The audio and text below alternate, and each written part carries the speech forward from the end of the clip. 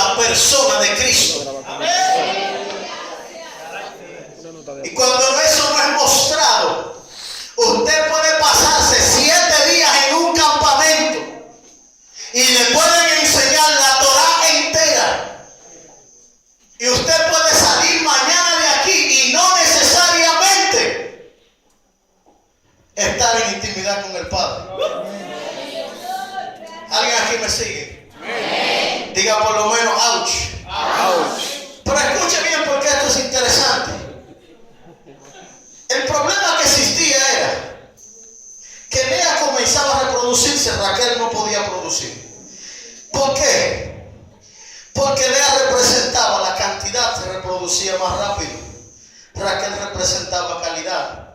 Hasta que Dios no preparó el escenario correcto para que se diera un fruto, nunca Raquel quedó embarazada. Amén. Amén. Aleluya. Sí, se lo voy a repetir porque creo que se quedaron.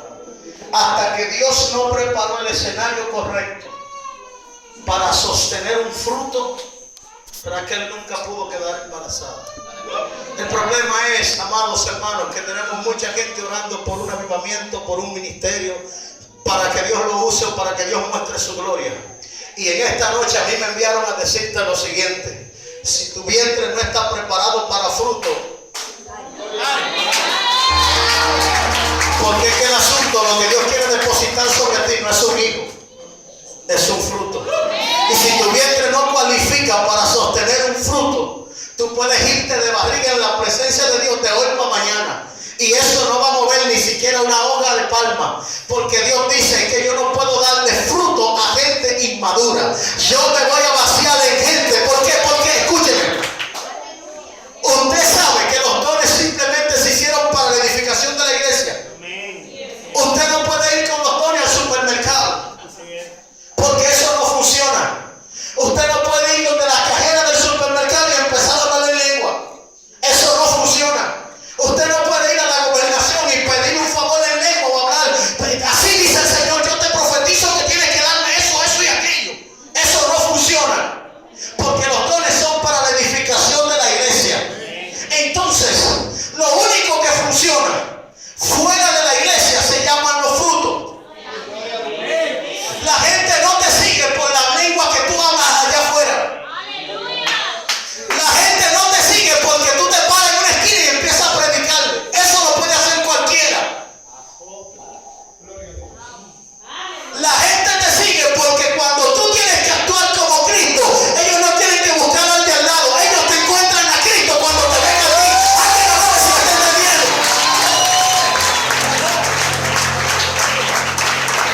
Muéstrame tu fruto y te diré qué tan íntimo tú eres del Padre. Pero sigo porque me voy, mañana usted entonces no me va a entender. El fruto es lo que te da la estabilidad para sostenerte en la posición donde te lleva el don. El don te lleva a la posición, pero es la integridad, que es el fruto, la que te mantiene en ella. Lea tenía el don, pero no tenía la integridad para mantenerlos. Ahora, cuando usted ve lo que nace de Raquel, el primer hijo se llama José. Pero lo que nace de Raquel, José, que es el primer hijo, cuando José nace, hay otro micrófono, sí, porque este está. Cuando José nace, Raquel cambia la costumbre. La costumbre era que cuando nacía el primer hijo o cuando nacía un hijo, el padre le ponía el nombre. Cuando José nace, Raquel le dice a Jacob: este se lo pongo yo. Y cuando ella le puso José, el significado de José es el siguiente: añádeme otro. Escuchen, cuando ella veía a José caminando y ella lo tenía que llamar, ella no solamente pensaba en ese hijo, porque el nombre se lo puso ella. Entonces cuando ella veía a José, ella decía: añádeme otro. ¿Por qué, pastor? Esta mujer era estéril, pero vio un milagro creativo. Es imposible que alguien que haya tenido o haya visto un milagro de Dios sobre su vida, no tenga la fe necesaria para creer que si Él fue fiel en el principio, Él puede sostenerte y ser fiel en... ¿Alguien aquí me está entendiendo lo que estoy diciendo? Por eso ella dijo, añádeme otro. En otras palabras, si tú fuiste fiel para darme el primero, yo no me conformo con ese. Hay algo más. Si tú fuiste fiel para darme el trabajo, también me tiene que dar la esposa. No sé si alguien aquí me está entendiendo. Si tú fuiste fiel para llevarme de un nivel a otro, tú serás fiel para sostenerme en ese y provocar también mi salida segura hacia el próximo nivel en el cual yo voy. ¿Alguien me está entendiendo aquí lo que estoy diciendo? Entonces, cuando ella llamaba a José, ella estaba profetizándole lo próximo. Y después de José, ¿quién viene? Viene Benjamín. Pero Benjamín, su significado quiere decir el hijo de la mano derecha. Ahora le explico. Lea había dado 4 hijos a Jacob, pero Raquel solamente le dio 2. Pero cada nombre significaba algo que estaba amarrando la vida de Raquel. José quiere decir añádeme otro. Y luego de ese otro nace Benjamín. Y Benjamín quiere decir hijo de la mano derecha. Entonces en la composición que ellos nacen, lo que está sucediendo es algo. Cuando Benjamín nace, Raquel se muere. Pero ya Benjamín tenía un nombre. Entonces ella se pierde, ella se muere, pero deja a alguien. No muy fuerte. Entonces cuando Benjamín nace, ella muere, pero antes de ella morirse hay un nombre. Antes de ella morirse se profetizó de algo. Antes de ella morirse salió algo a la tierra. Entonces cuando Jacob veía a Benjamín, Jacob decía, mi mano derecha era mi mujer. Pero como ella murió, ahora me queda alguien que va a sustituirla. Y no necesariamente porque iba a dormir con él, sino porque cuando él viera a Benjamín, se iba a curar de la herida y del dolor que le había dejado la separación y la muerte de su esposa. Lo que vine a establecer aquí es que cuando tú caminas en integridad, hay cosas que es verdad la vas a tener que perder, pero Dios la va a sustituir para darte cosas que cambien tu dolor, que te den paz, que te den alegría. Es verdad que ayer era bueno, pero lo que Dios trae para ti es mayor. Es verdad que has perdido, es verdad que has caído, pero te tengo noticias. De ti saldrá uno de la mano derecha que te cargará, que te sustentará, que caminará contigo y cancelará todos tus dolores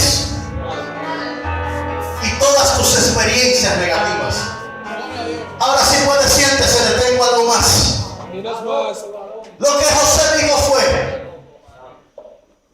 mis huesos tienen que ser cargados y llevados al lugar a donde Dios lo lleve y lo visite, ¿verdad?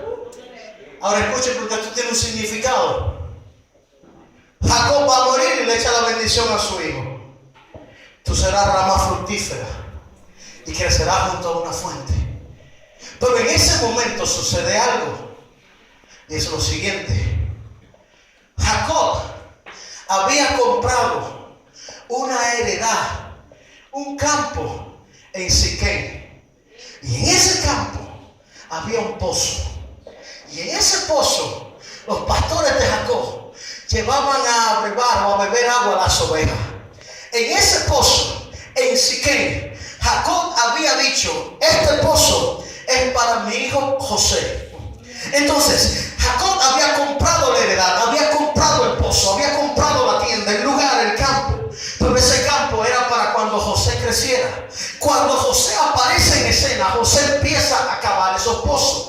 Pero ahora José, Jacob específicamente es la palabra, cava pozos para José. Pero José nunca llega a esa heredad porque usted conoce la historia. Sus hermanos lo engañan, lo meten a una cisterna, lo venden a los ismaelitas lo mandan donde Potifar, se lo venden a Potifar. Potifar trabaja en la cárcel de Potifar, la mujer quiere tener un encuentro con él se manda, se rehúsa. La integridad le estaba hablando desde a él. ¿Por qué? Porque usted sabe que Rubén, el hermano de José, no se me confunda con los nombres, nombre, pero tengo que explicarlo para que lo entiendan. Rubén, el hermano de José, el primogénito de Lea, hizo en público lo que José no se atrevió a hacer en privado.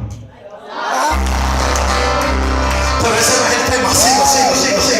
Entonces, ¿qué sucede? Está hablando de integridad. José no durmió con la mujer de Potifar. Está hablando de integridad. Cuando llega a la cárcel lo llevan preso. En la cárcel interpreta 2 sueños, el copero y el panadero. Luego de 2 años se cumple el tiempo. Faraón tiene un sueño, nadie se lo interpreta. José lo mandan a buscar a la cárcel, interpreta el sueño de Faraón. Y como resultado Faraón le dice: tú tienes que estar aquí conmigo porque en ti hay sabiduría y hay integridad. Entonces la integridad sigue dando frutos. José es gobernador de Egipto, está gobernando con Faraón. Usted conoce la historia. Ya José no tiene que ir a los pozos que su padre había comprado para él. Pero sucede algo.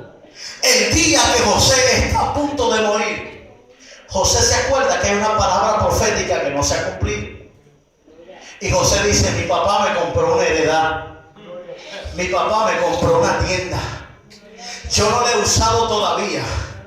Por eso yo quiero que cuando ustedes salgan de aquí de Egipto, mis huesos los transporten a donde ustedes vayan. ¿Y qué pasa entonces? Dice el libro de Éxodo que se levantó un faraón que no conoció a José. Entonces este faraón se levantó para oprimir al pueblo de Israel. Y en medio de esa opresión, los huesos de José, que son llevados desde Egipto hacia la tierra prometida, pasan por un proceso. Y el proceso es que cuando Dios le habla a Moisés y le dice a Moisés: Moisés, sal con el pueblo y avancen porque lo voy a salvar. Moisés va caminando, pero cuando va caminando se acuerda de algo y se devuelve para atrás. Y le dice a los que andaban con él: acuérdense de los huesos de José. Espera para que me entiendan. Y cuando se devuelve para atrás, va a un lugar a donde estaban los huesos embalsamados. Y le dice a 2 guardias: ustedes 2 vengan acá. Y llama a 2 hombres: vengan, párense 2 por favor si pueden. Y cuando llama a esos 2 hombres, lo que le está diciendo es lo siguiente: ustedes agarren uno por una esquina y otro por la otra. Nosotros vamos a ir a un viaje, pero ustedes, yo quiero que no me dejen caer de esos huesos. Que donde quiera que vayamos, cuando ustedes vean el maná cayendo, con una mano cómanselo, pero con la otra sigan sosteniendo los huesos. Escúchenme lo que voy a establecer aquí.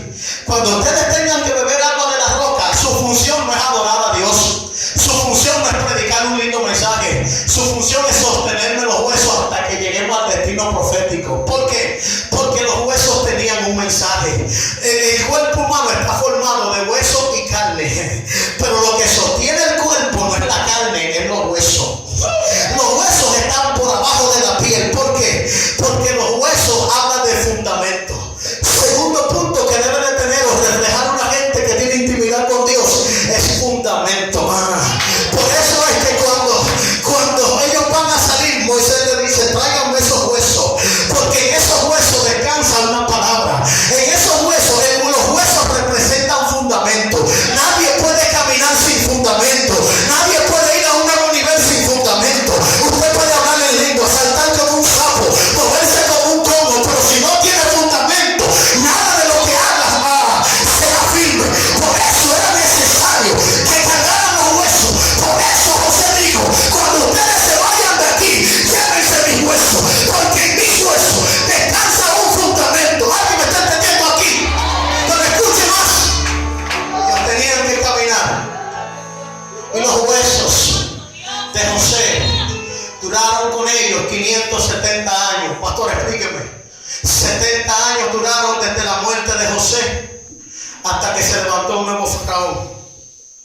40 años duraron en el proceso de la peregrinación dando vuelta en el desierto. ¿Cuánto van? 70 y 40, sumen. ¿Cuánto? Y duraron 430 años bajo la esclavitud de Egipto. ¿Cuánto van? 500. Van 540, papá. Y 30 años que duraron desde que entraron a Canaán hasta un episodio que se dio en Josué, y quiero que lo lea conmigo. Usted puede sentarse. Cuando entran de Canaán, Josué tiene un encuentro. Y Josué lo que hace es lo siguiente. Josué, en el libro de Josué específicamente, capítulo 24, verso 32, y dice la Biblia: Y entraron en Siquem los huesos de José, que los hijos de Israel habían traído de Egipto, en la parte del campo de Jacob, que Jacob compró de los hijos de Hamor, padre de Siquem, por 100 piezas de dinero, y fue posesión de los hijos de José. Lo que pasó fue que cuando Josué entró a la tierra prometida, todavía venían cargando los huesos. Entraron con los huesos de José, pero cuando entraron a la tierra pasaron 30 años, y en esos 30 años, en un momento determinado de conquista y de ver todo lo que estaba en la tierra de Canaán, llegaron a Siquem. Y cuando llegaron a Siquem se encontraron con unos papeles, y José, viendo Josué los papeles, dijo: acá hay un misterio, Dios no me lo ha revelado. Y cuando le dio para atrás, ven lo que hablaban de él, lo que decía la historia, se encontró de que el viejo Jacob había comprado una heredad para su hijo. Ellos andaban cargando con el fundamento y no lo depositaron en otro lugar más que en el lugar correcto donde tenían que descansar. Y cuando llegaron a Siquem, metieron los huesos allí. Pero escuchen lo que sucede, porque la historia no se queda allí. Cuando usted va al libro de Juan capítulo 4, específicamente el verso 4, hay una declaración con Cristo en escena, y la declaración es la siguiente. Juan capítulo 4, versículo 4, dice el texto: y le era necesario pasar por Samaria. Vino pues a una ciudad de Samaria llamada Sicar, que es lo mismo que Siquem. Pero escuchen el detalle: junto a la heredad que Jacob dio a su hijo José, y estaba allí el pozo de Jacob. Entonces Jesús, cansado del camino, se sentó así junto al pozo, y era como la hora sexta. En ese momento vino una mujer de Samaria a sacar agua, y Jesús le dijo: dame de beber, pues sus discípulos habían ido a la ciudad a comprar de comer. La mujer samaritana le dijo: ¿cómo tú, siendo judío, me pides a mí de beber, que soy mujer samaritana? Porque judíos y samaritanos no se tratan entre sí. Respondió Jesús y le dijo: si conocieras el don de Dios y quién es el que te dice dame de beber, tú le pedirías y él te daría agua viva. La mujer le dijo: Señor, no tienes con qué sacarla y el pozo es hondo. ¿De dónde pues tienes el agua de vida? ¿Acaso eres tú mayor que nuestro padre Jacob, que nos dio este pozo del cual bebieron él, sus hijos y su ganado? Respondió Jesús y le dijo: cualquiera que bebiere de esta agua volverá a tener sed, mas el que bebiere del agua que yo le daré no tendrá sed jamás, sino que el agua que yo le daré será en él una fuente de agua que salte para vida eterna. La mujer le dijo: Señor, dame de esa agua para que no tenga yo sed, ni venga aquí a sacarla. Jesús le dijo: ve, llama a tu marido, presta atención, y ven acá. Respondió la mujer y le dijo: no tengo marido. Jesús le dijo: bien has dicho, no tengo marido, porque 5 maridos has tenido, y el que ahora tiene no es tu marido. Esto has dicho con verdad. ¿Y qué es lo que está sucediendo aquí, pastor? La escritura dice, Juan capítulo 4, verso 4, le era necesario. Pero todo lo que está escrito en la escritura tiene un detalle escritural, el por qué. Amén. Amén. Se lo voy a repetir al que me dijo amén. Todo en la escritura tiene un detalle escritural, el por qué. Y esta escritura no es la excepción. Dice que le era necesario pasar por Siquem, por Samaria. Entonces, ¿por qué le era necesario? Según los estudiosos, algunos aquí estudian, ha estudiado la Biblia, ha estudiado el instituto, aparte de Hansel. ¿Hay alguien? ¿Usted? Qué bueno, para que me agarre esta cosita. Le era necesario. Los estudiosos entienden que Jesús venía de un camino y Samaria, para donde él iba, pasar por allí, donde estaba el pozo en Siquem, era un atajo que él podía tomar para hacer en menos tiempo el recorrido para llegar al lugar donde él estaba. Dicen que venía cansado, y yo lo entiendo, porque tenía unos cuantos días caminando y predicando, y para esa ocasión ya estaba cansado. Y dice la escritura que se sentó en el pozo y allí descansó. Pero lo interesante es que la misma escritura dice: le era necesario. El le era necesario no era simplemente porque estuviera cansado y necesitaba buscar un atajo. Eso dice el logo. Pero la revelación dice otra cosa. Y la pregunta es la siguiente: ¿de dónde entonces venía Jesús, que está cansado del camino? ¿De dónde lo habían traído hasta ese momento? ¿Dónde él estaba? ¿Dónde se encontraba y cuál era su recorrido? El logo dice que venía cansado porque ella. Pero la revelación dice que Jesús venía cansado de otro lugar. ¿De dónde, pastor? Se lo voy a explicar más adelante. El encuentro que él tiene lo tiene con una mujer. Diga conmigo, una mujer. Pero no cualquier mujer, una samaritana. Es decir, que esta mujer era una mezcla de judíos y gentiles. Pero la mujer con la que él se encuentra dice que tenía 5 maridos. Diga conmigo, 5 maridos. Y que el que ahora tenía no era tampoco suyo. Estamos hablando de un sexto. Entonces, ¿de qué Jesús está hablando y de dónde viene cansado? Lo que pasa es que Jesús venía desde la eternidad. Había pasado por el Génesis en el huerto. Y escúcheme, cuando llegó al huerto, no encontró una estructura con fundamento. Siguió pasando y miró otra dispensación, la número 2. En esa dispensación encontró a Eva. Y cuando encontró a Eva, encontró a una Eva fallada. Entonces no encontró fundamento. Pasó por una tercera dispensación y esta tercera dispensación encontró a los que se reproducieron después de Noé y no encontró fundamento. Pasó por una cuarta dispensación que fueron los patriarcas, fue a donde Abraham y no encontró fundamento. Pero pasó por una quinta que representaba la ley con Moisés y cuando llegó allí no encontró fundamento. Entonces, ¿de dónde Jesús viene cansado? Toda la profecía desde la eternidad descansaba en que Jesús tenía que ir al lugar a donde se había comprado para establecer algo. Ese lugar que se había comprado lo había comprado Jacob para que allí pusieran los huesos de su hijo José. Les dije hace 30 minutos que los huesos representan el fundamento. Lo que estoy diciendo es que cuando Jesús llega a Siquén, le era necesario no por cortar el camino, le era necesario porque allí se iba a encontrar con una mujer que había estado casada 5 veces, había tenido 5 maridos. Lo interesante de este asunto es que ella no fue adúltera. La Biblia no dice que era adúltera. La Biblia solo dice que se había casado 5 veces. Es decir, que ella había tenido 5 matrimonios. En ninguno de sus matrimonios ella tuvo un fruto, porque el problema no era ella.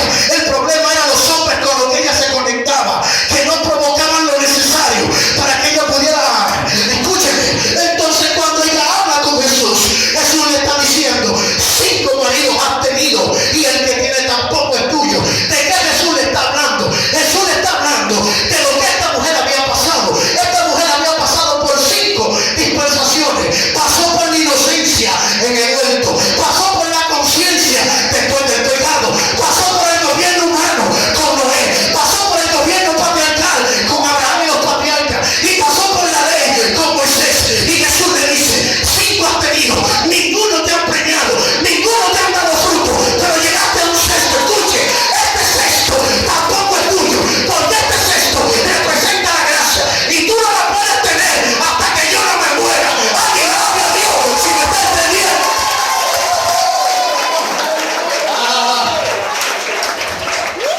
5 maridos has tenido.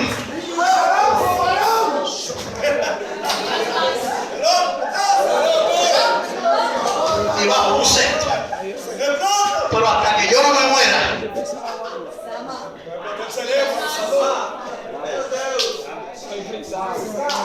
Diga conmigo, digo más. Le digo más. Escucha. Entonces sucede lo siguiente. Ahí es donde el lobo se separa de la revelación. Porque hasta aquí a usted le habían enseñado, esa mujer se había casado 5 veces. ¿Sí o no? Esa mujer al que sacar la palo estaban presumiendo para casarse con Jesús.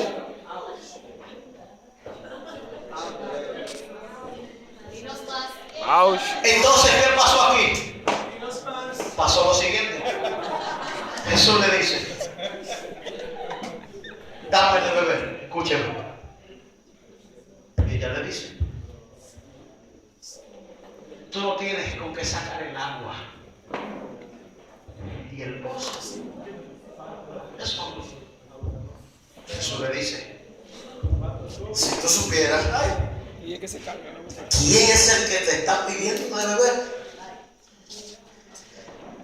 tú le pedirías a él. Y no solo eso, del agua que yo te daría se convertiría en una fuente Espérate. Pero la profecía de José decía que él iba a ser una rama fructífera. Y no iba a crecer al lado de un pozo, sino al lado de una fuente. Escúcheme, ¿cuál es el asunto? Que esta mujer, todo lo que había visto hasta ese momento, llevaba la mentalidad de un pozo. Y Jesús quería convertirla en una fuente. Porque el que corre con una visión de pozo, siempre, tarde o temprano, termina estancado. Pero el que corre con una visión de fuente,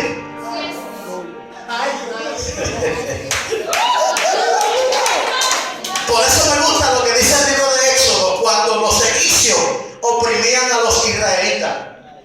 Y el escritor dice, mientras más los oprimían, más se multiplicaban. ¿Saben por qué? El centurión que estaba debajo de Cristo en la cruz tuvo que clavarle una lanza en su costado.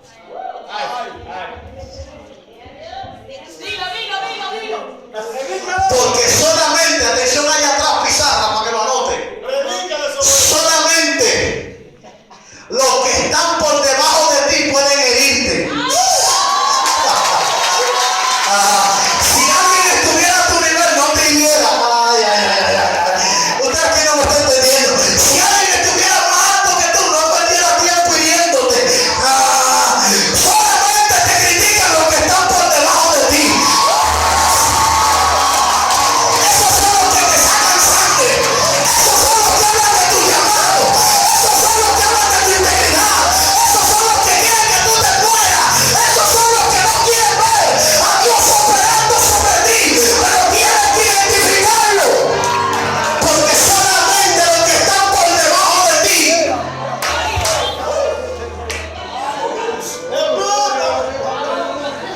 pueden herirte. Porque de la única manera que pueden acercarse a ti es cuando te hieren. Y ellos dicen, si le herimos, terminamos con él. Ellos dijeron, si herimos a Jesús, vamos a terminar de matarlo. Pero como en el orden del cielo las cosas obran para bien, cuando ellos le metieron la lanza a Jesús, en su mente dijeron, si lo clavamos, lo matamos. Pero el Padre decía, si le clavas la lanza, vas a provocar que salga lo que él tiene adentro. No me entendió, no me entendió. Por eso es que cuando lo clavan no le sacan solo sangre, sino que también le sacan agua. Cuando la gente te persigue y te oprime, no solamente te hace llorar, sino que saca la mujer espiritual, el hombre espiritual que hay dentro de ti.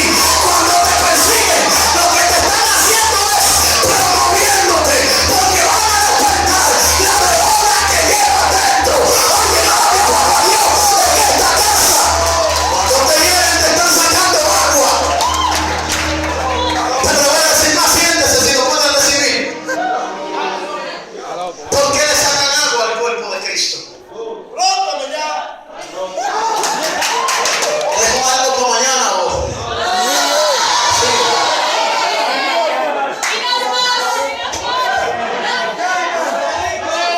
¿Dónde está Jessica? ¿Fue a votar? Súbele algo a la ofrenda, acuérdate.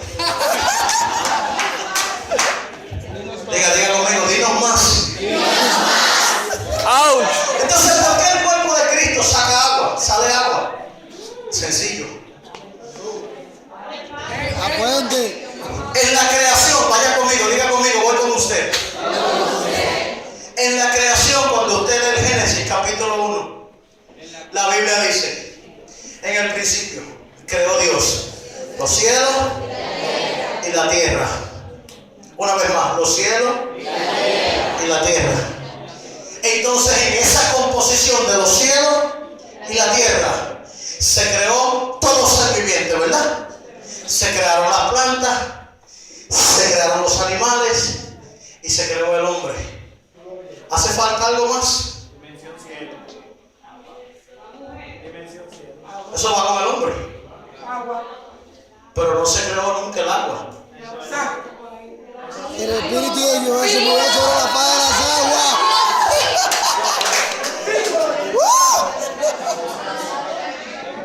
No dice ni crearon el agua. No lo dice. El espíritu de Jehová se movió sobre la faz de las aguas. ¡Bárbaro! ¿Y por qué el agua no se creó? Porque el espíritu de Jehová se Pero movió porque en ella. estaba.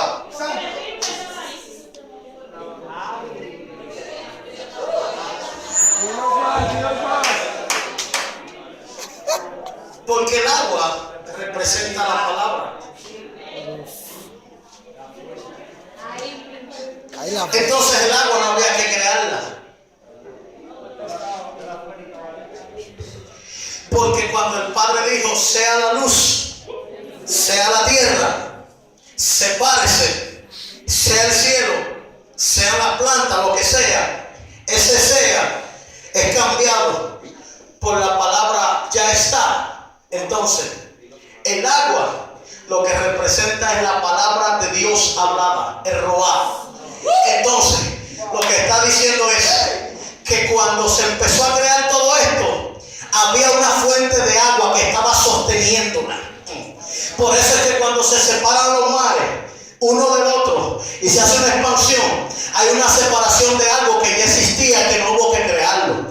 Por eso es que todo lo que amarra al Espíritu Santo, al Padre y al Hijo, tiene que ver con agua, porque el agua habla del roar de la creación. Por eso es que cuando a Cristo lo golpean, sacan agua, lo que están diciendo es, estamos sacando de ti la composición de la que tú estás hecho, porque tú estás hecho y sufriste por una palabra que el Padre abrió los cielos.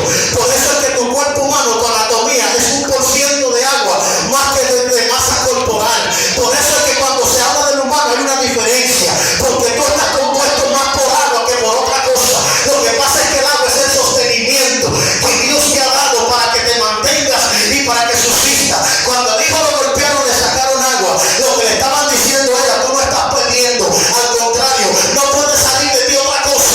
Tiene que salir de ti la nomenclatura por la cual tú estás formado.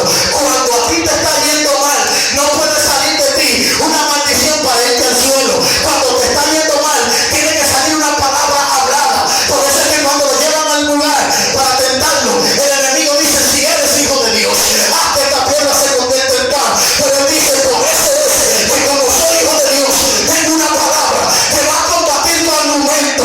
No solo del pan vivirá el hombre, sino de toda palabra que está sujeta. Toda palabra. Toda palabra. Y por eso Jesús le dice, si tú supieras quién es el que te pide de beber, tú le pedirías a él. Porque si tú bebes del agua que él te da, lo que pasa es que se nos ha enseñado y se nos dice, Jesús es el agua de vida. Pero como no sabemos el trasfondo del asunto, hasta cantamos, y Él es el agua de vida. Pero no sabemos que el agua de vida no es un agua, sino una palabra. Por eso es que unos capítulos más adelante dice, una palabra bastará.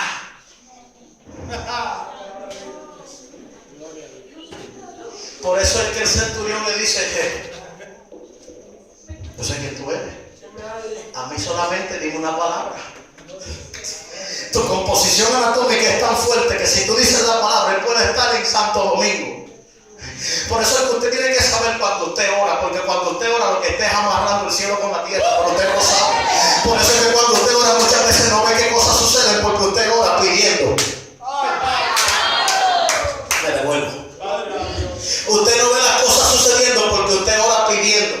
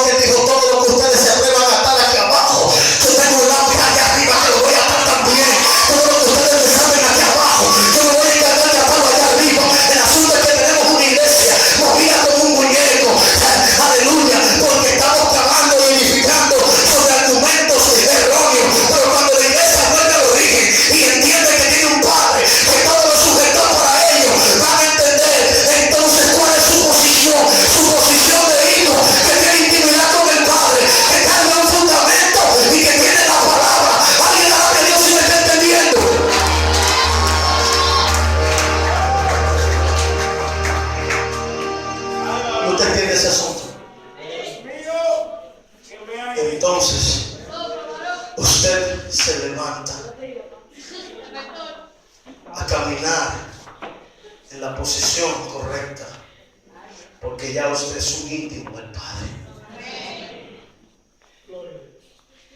Por eso es que Jesús, con esto concluyo,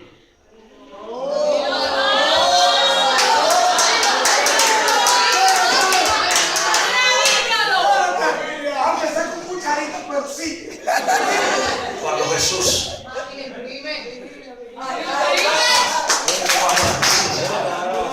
no, porque aquí hay gente de Vaca Gorda, de la culata, que tienen que irse, déjenme dejarlo.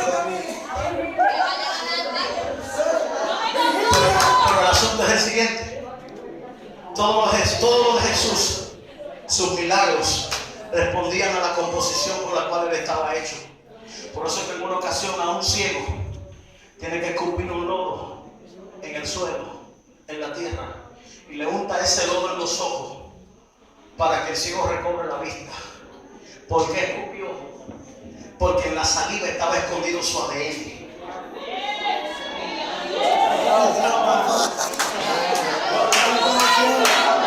Y cuando él escupió, lo que le estaba diciendo a él: tu problema no es la vista. Y predicamos el mensaje y sanó un ciego, pero el problema no era la vista. El problema era una identidad que estaba perdida. Y cuando le unta el lodo en los ojos, automáticamente recobra la vista. Porque no necesariamente porque usted esté ciego, no necesariamente los ciegos son porque no ven.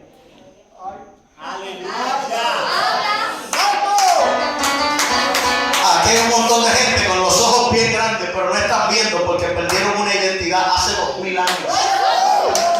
Por eso son esclavos del pecado. Por eso no pueden dejar de masturbarse. Por eso son esclavos de pasiones juveniles. Saben que uno resucitó por ellos, pero ellos todavía están esclavos. Entonces tú no necesitas una palabra, tú necesitas saber quién tú eres. Porque cuando sabes quién eres, no dejas que otro que es inferior que tú juegue contigo. ¿Alguien me está entendiendo aquí lo que estoy diciendo? Cuando sabes que eres un hijo delante de Dios, no le permites a ningún esclavo de la creación que juegue contigo. Cuando tú sabes cuál es tu posición como hija de Dios, no le permites a ningún deseo esclavizado que quiera dañar la intimidad que Dios puso sobre ti. No le permites a nadie, a ningún cuento raro que quiera opacar el propósito de Dios sobre tu vida. Hoy yo vine a decirle a alguien: tienes que levantarte, porque no es posible que sigas atado a la palabra de un esclavo que tiene que estar sujeto de ti. Tienes que levantarte y declarar lo que eres. Eres nueva criatura, eres real sacerdocio, eres nación santa, eres pueblo adquirido, escogido de Dios para hacer grandes cosas. Pero lo que necesitas en esta hora es levantarte y entender lo que tú eres. Yo quiero orar, póngase sobre sus pies en esta hora.